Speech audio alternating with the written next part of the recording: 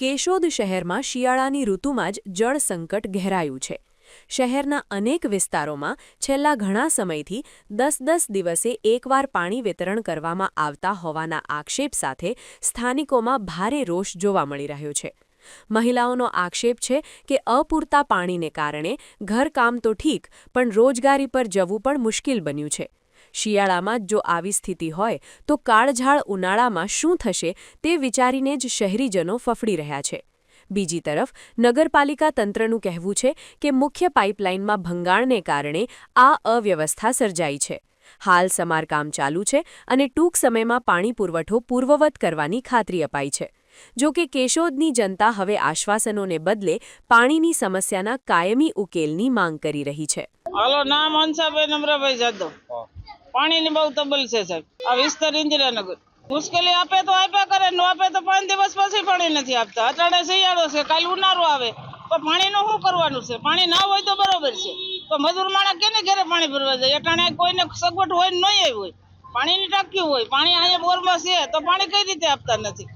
પાણી આપી શકતા ન હોય તો અમે નગરપાલિકામાં જઈએ, બરોબર છે ને? મજૂર માણસ ભરવા ક્યાં જઈએ? પાણી ન હોય તો બરોબર છે।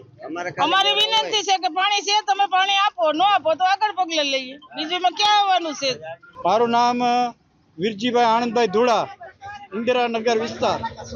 પાણીનો પ્રોબ્લેમ બહુ છે। પાણી આજે ઉનાળો છે તો એટલે ચાલો છે તો એટલી તકલીફ છે, તો ઉનાળામાં શું પરિસ્થિતિ થાય? 5 દી આવે, 10 દી પાણી આવે, 3 દી પાણી આવે। 3 દી પાણી ખરેખર મળવું જોઈએ, 3 દી મળતું નથી। હવે કોઈને ટાંકાની એવી સુવિધા છે નહીં, ઘર પૂરતું પાણી હોય તો ખૂટી જાય પાણી, બિચારા પાણી વિના હેરાન થાય। એટલે પાણી માટે બહુ, જો આમાં સરકાર કંઈ ધ્યાન દે તો સારું કહેવાય। મારું નામ અનિલભાઈ મેણતભાઈ પરમાર, હું આ કેશોદનો એસસીસીએલનો પ્રમુખ છું અને ઇન્દિરાનગર વિસ્તારમાં રહું છું। આ વિસ્તારમાં નગરપાલિકા દ્વારા જે પાણીનો વહીવટ કરવામાં આવે છે તે પહેલાં પણ અહીંયા 15 દિવસ પહેલાં કંઈક ગંદુ પાણી દેવામાં આવ્યું હતું, ત્યારે આ લોકો ઘણા લોકો બીમાર પડેલા હતા।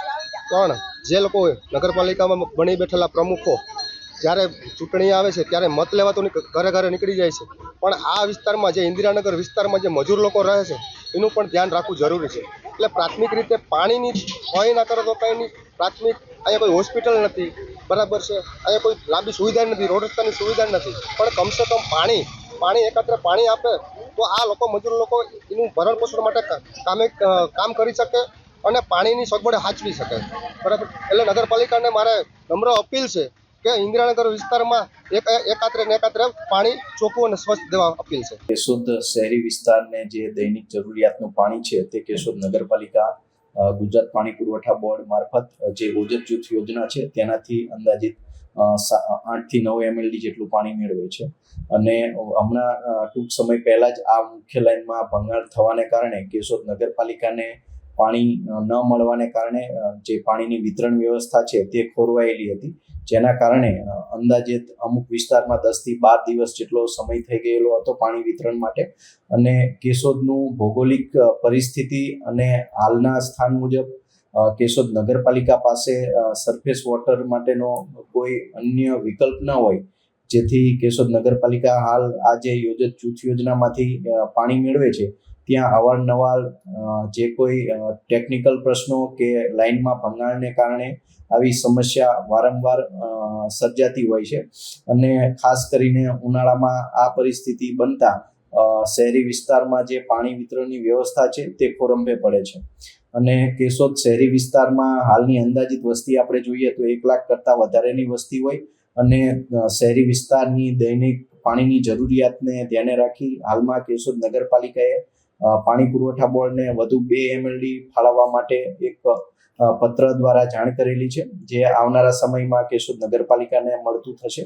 અને વધુમાં જણાવવાનું કે કેશોદ નગરપાલિકા પાસે પાણીના અન્ય કોઈ સ્ત્રોત ન હોવાને કારણે આ બધી યોજના પર અવલંબન કરવું પડે છે, પરંતુ આવનારા સમયમાં કેશોદ શહેરી વિસ્તારમાં દૈનિક ધોરણે પાણી મળી રહે તે માટે કેશોદ નગરપાલિકાએ જે ઓજત નદી છે ત્યાંથી તેના ઇન્ટેક વેલ બનાવી અને પાણી કેશોદ નગરપાલિકાનો જે WTP તૈયાર થઈ રહ્યો છે ત્યાં મેળવી અને પાણીનું શુદ્ધિકરણ કરી અને કેશોદના શહેરી વિસ્તારને પાણી દૈનિક ધોરણે પૂરું પડે તે માટેનું આયોજન હાથ ધરેલું છે।